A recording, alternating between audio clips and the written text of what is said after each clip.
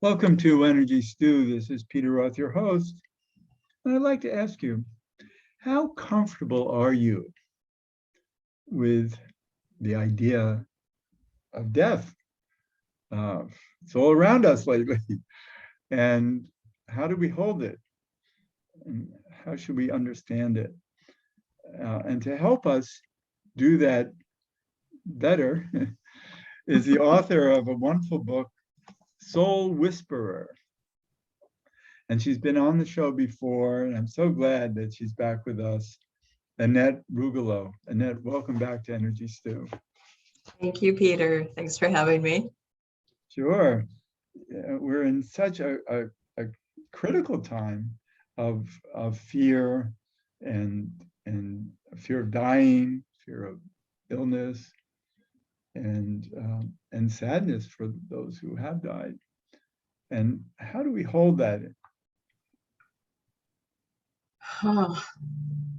Well, sometimes we don't. It's like, I think when I look around, people that have lost, experienced loss, especially over the last 2 years, I'm at a place that I can explain it, and I'll be talking about a few things, but sometimes things are so heavy and so oppressive that we just have to sit with it and hold each other with such love and compassion right now.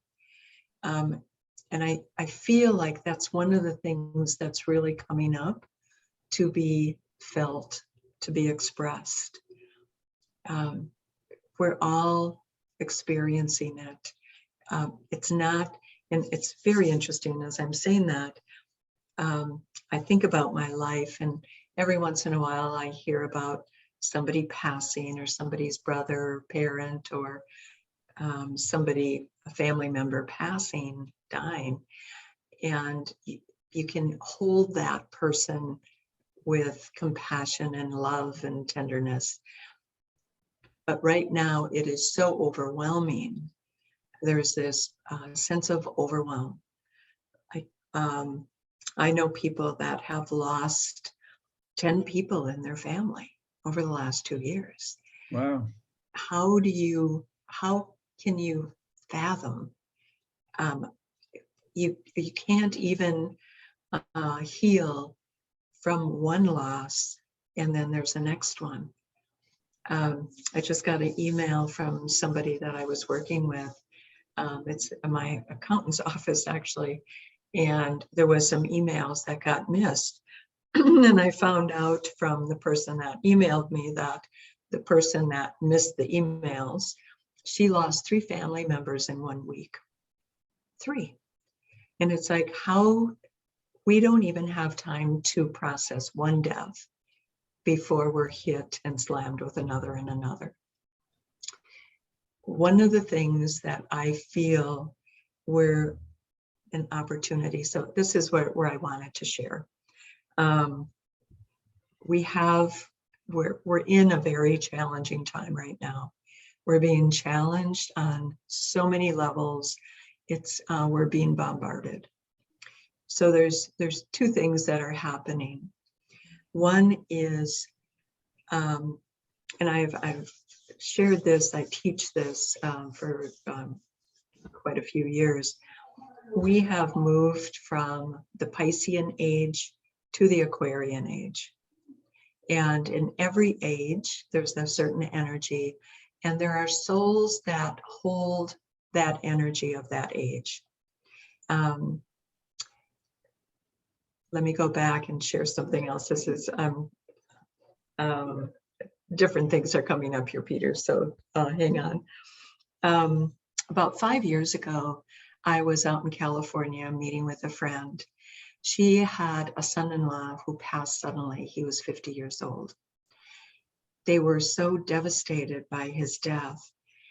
She ended up seeing a medium, and what she was told at that time was that his soul chose to leave at that time because he had to prepare himself for his job, service that he would be in, because there will be millions of souls leaving this planet at a certain point in time.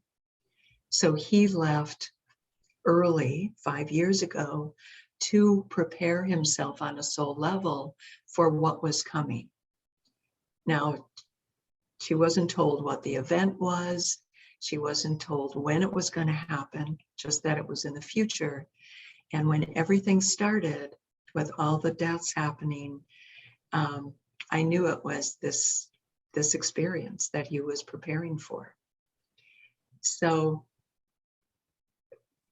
I wanted to share that first of all. So he had a job to do on the other side to Right. bring people across in large numbers. Right.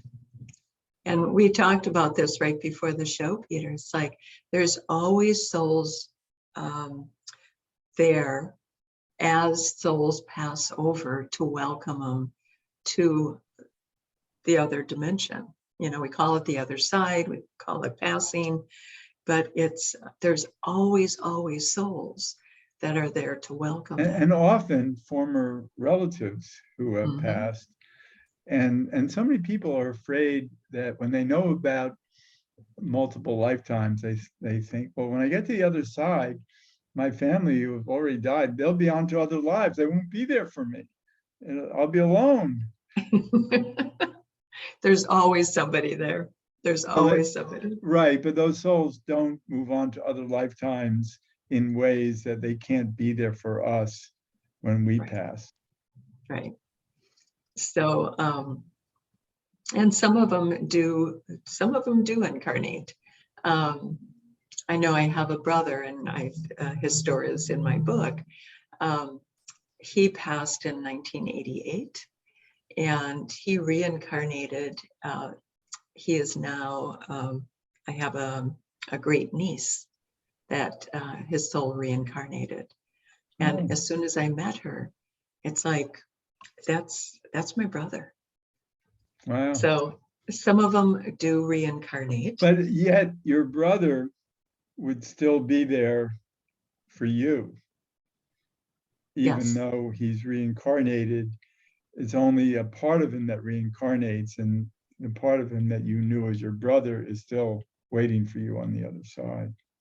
I call it the oversoul. So we have an oversoul, and then the different aspects of that soul. Right. But yeah. So that's what happened. So I heard about this 5 years ago from this friend, and I've since talked to a couple other people that got the same message from a medium, from somebody that they knew that died.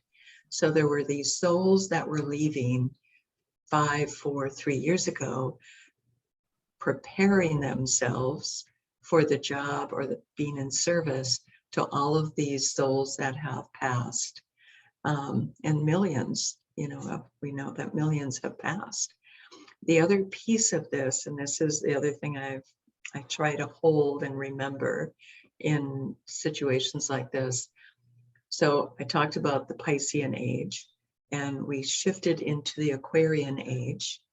And there are souls that came in holding, supporting the energy of the Piscean age. So now we've shifted into this Aquarian age. Now these Aquarian age souls are being born, incarnating to hold this energy. And the souls holding the Piscean energy, it's like their job is done. The Piscean age is moving out. It's also that Piscean energy has different purposes.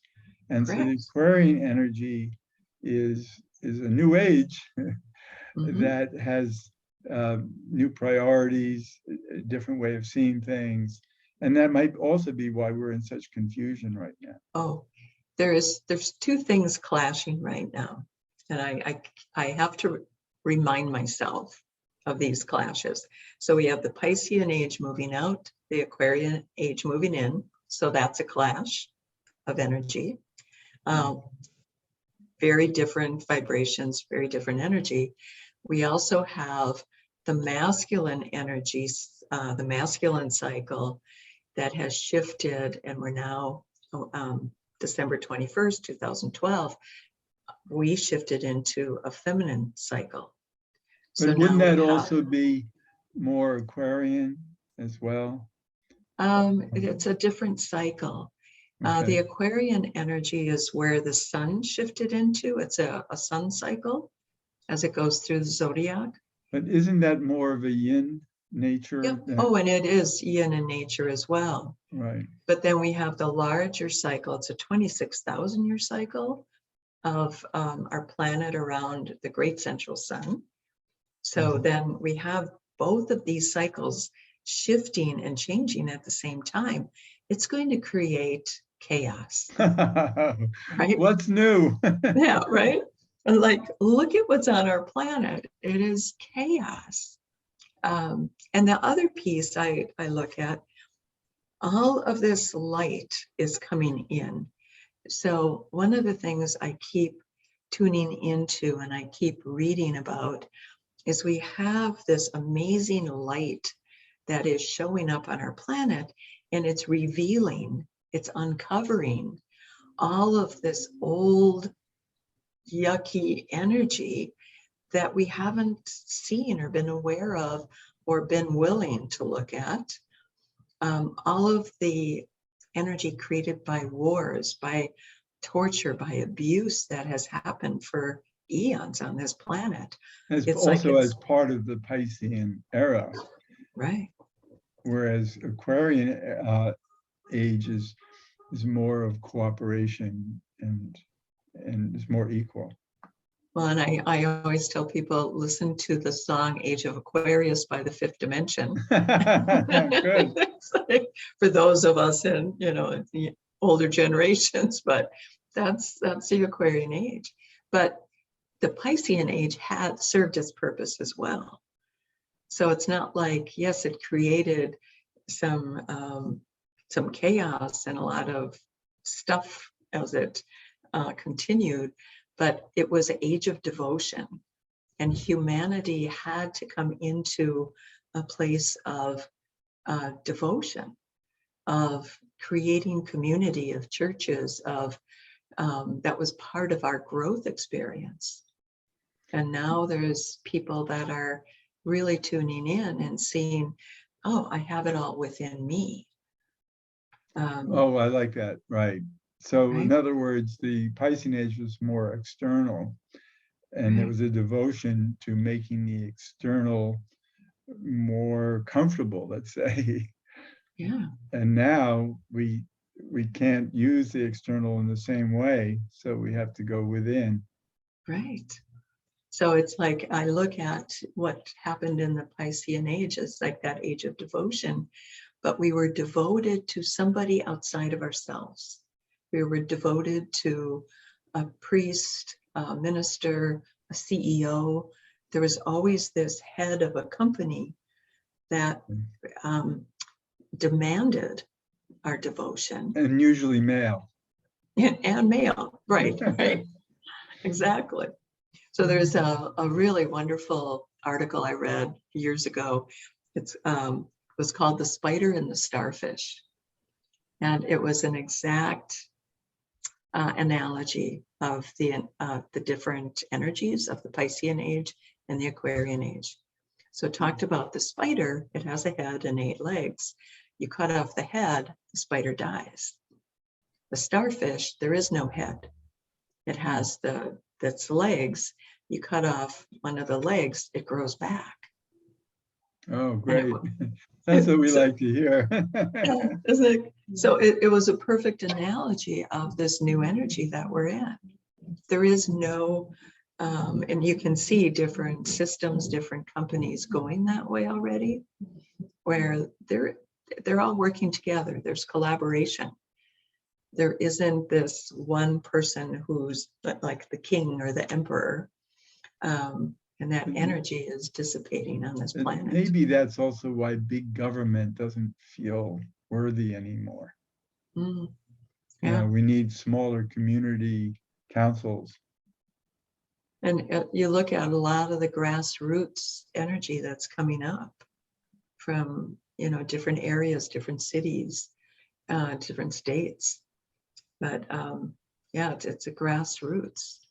It's but yeah, but going back to the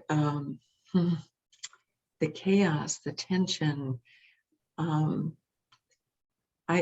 looking at a lot of these people that are dealing with so much right now, that have so much on their plate, and it's a point of tension that it's like being under fire, and there's many people, and this is the other piece that's coming up, and I kind of watch everything, and so people are looking at things. It's like a chance to analyze our lives or look at our lives and go, okay, what works, what doesn't work, what do we want to do, how can we handle this different, how can we be more creative in creative solutions for our lives.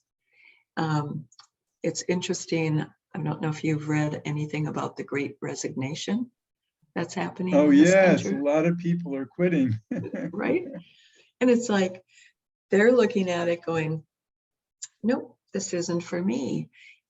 To me, it's for a lot of us, it's choice point. We get to make a different choice.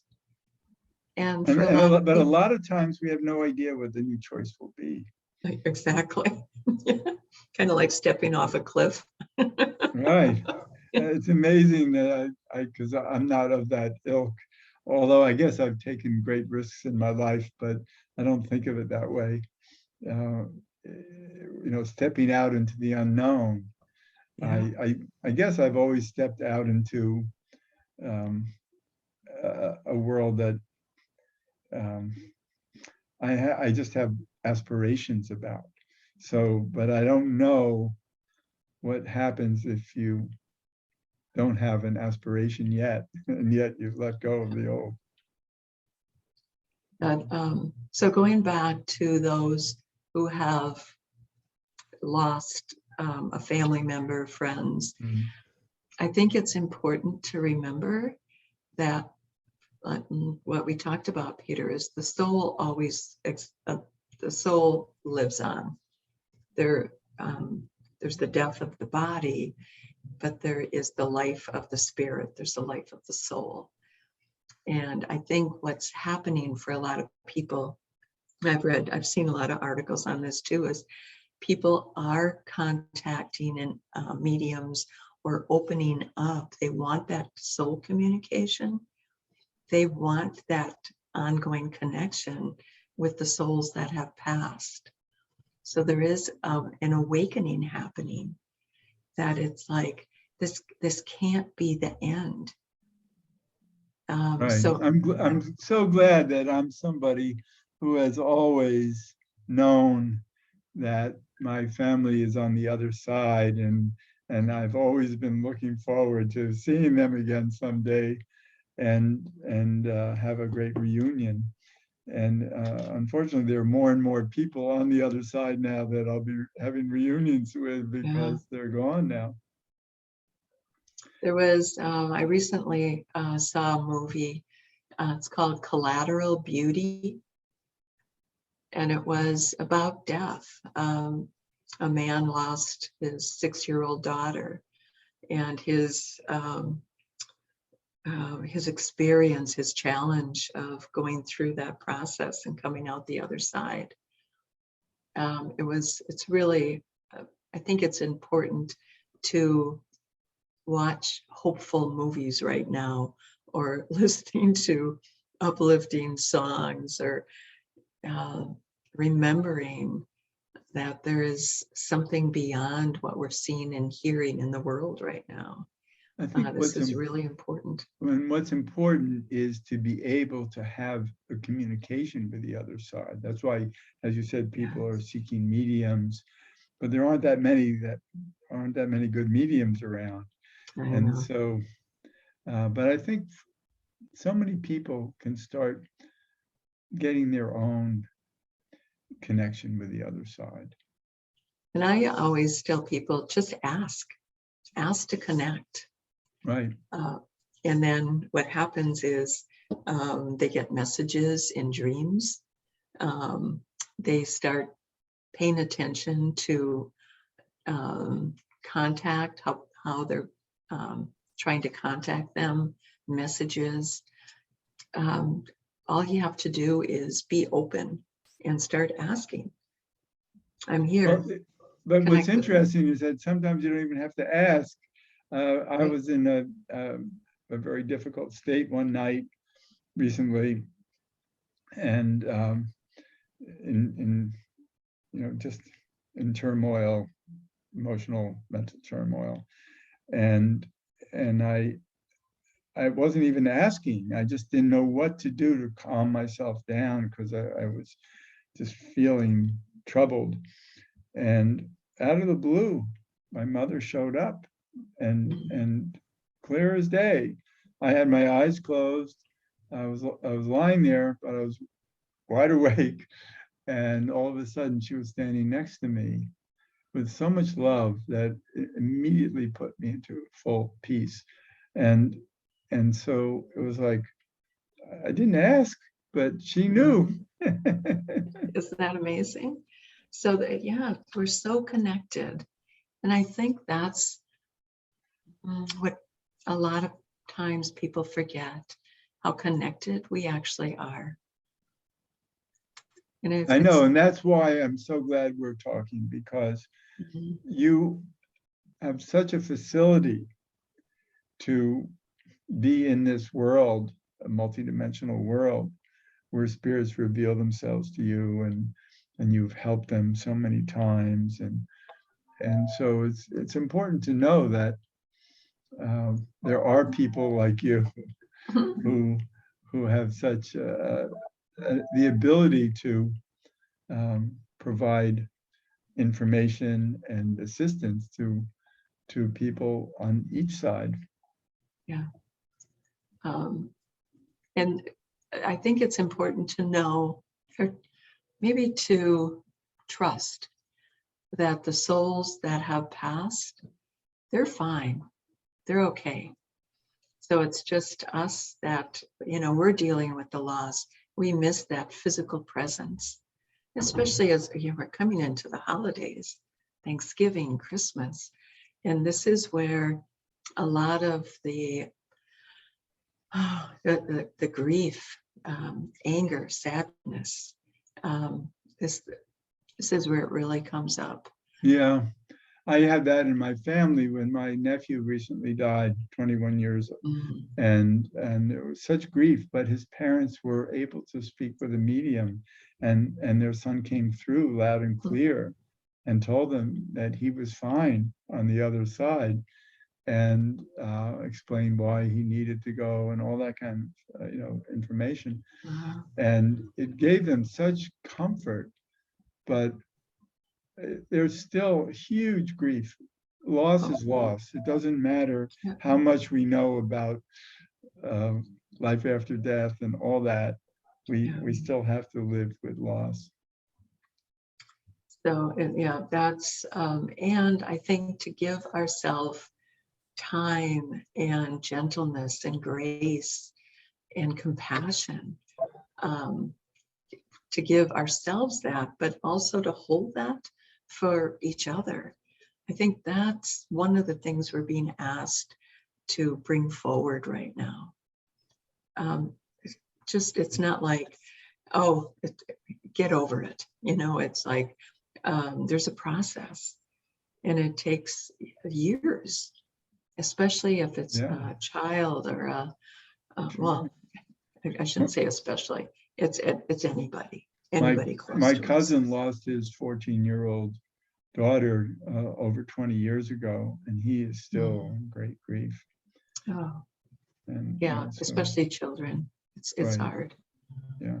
So, but we have to understand, just understanding the bigger picture gives us some solace, to know that all is not lost, just a lot of it is, I mean, I don't mind going to the other side. I'll just be very sad to leave this life behind. Hmm? But I know that I'll be happy on the other side as well. And that people from this lifetime will eventually join me on the other side. So they're not lost for good, but I just can't participate anymore in this reality. So I have my mom passed, it'll be 5 years in January. Uh-huh. She had Alzheimer's, and she comes to me in dreams once in a Oh, while, good. and kind of, it's almost like she's showing me what she's doing. So the last dream I had was about 6 months ago, and it was one of these lucid, really vivid dreams, right? So I found myself knocking at a door, and she opens the door like she's the hostess, and we hug each other, and she takes me into this dining room. So my mother in her lifetime loved to cook. She was a caterer for many years. She loved to entertain. That was her, she absolutely loved it. So she takes me in this room, and there's this beautiful long table set, and I remember, and I can still picture it, it was all silver, like the silver plates, the silver napkins. There's something called chargers that go under the plates. She created this amazingly beautiful table with decorations, and she was so proud of Oh, what good. she had done. It's so great that she could share that with you. That's so Yes, and she wanted wonderful. to share it with me. And it's like, come on, Annette, I want to show you what I'm Oh, working on, kind I'm of so thing. happy for you. So we should all look forward to having those kinds of opportunities with Yeah. our loved ones. So we're really at the end of the show, and you're Annette Rugolo. How can people connect with you? I have a website, AnnetteRugolo.com. Great. And your book Soul Whisper is how I first met you, and I'm so glad that we could connect again on Energy Stew. Thank you so much. It's great talking with you.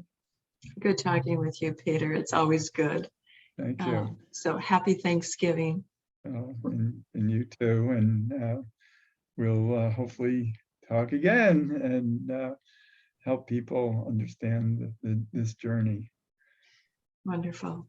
Thanks, And Peter. sure. And this is Peter Roth, your host of Energy Stew at prn.fm. I can be reached at peter@heartriver, HEART river.org. I'd love to hear from you, and thanks so much for listening.